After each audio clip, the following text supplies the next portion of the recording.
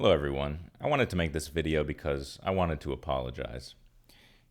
Everything I've said, done, and known has been wrong. You see, I was viewing the world based solely on what I saw on Fox News. It was my one source. And recently I got into a debate with someone who was more knowledgeable than me about the government, and he asked me if I thought we should have roads. Well, it was out of nowhere, and I had never thought about that before, and I was stumped. It was checkmate. Today's topic, roads. Now, I don't want it to seem like I have a dim view of humanity, but people are trained dogs. It's almost like every time someone says something, it triggers a prepared response in someone else, and then what they say triggers someone else, and it goes on in a chain reaction we call civilization. Any debate is a waste of time. I know exactly what's going to happen.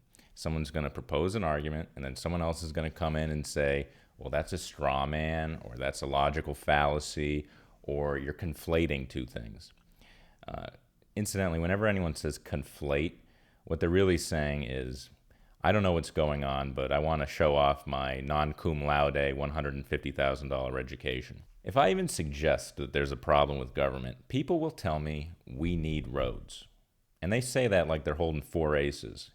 And they're not bad people, it's just this is part of the indoctrination process. So let's talk about roads. Roads are one of the only concrete things the government can show us that it's done.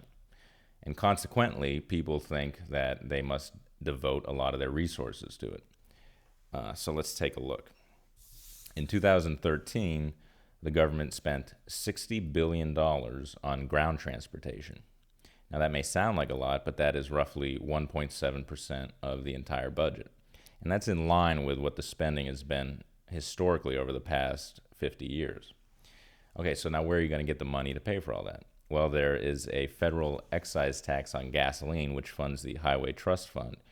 And in 2013, they collected $36 billion. And then if you add in the federal excise taxes on alcohol and tobacco, just like that, we've funded the federal government's road spending.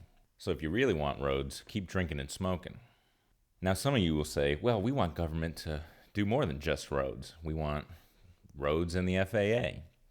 We want education. We want a space program. We want the EPA and a National Science Foundation. Okay, well, all of that cost this much in 2013. And it could all be paid for with the revenue the government officially categorizes as other. And that's how insignificant this amount of money is to them. You could have all your favorite programs, including Social Security, which is supposed to be self-funded, all with zero personal income tax and zero corporate income tax. So what do we need all these taxes for? Well, we need them for a massive military, Department of Homeland Security, and a domestic spying program, among other things. Now, maybe everyone's right, and I support smaller, more local government because I am racist and ignorant. But I think more likely it's that I don't like what they do with our money. Now, look, maybe you still think we need the federal government to help the poor and misfortunate.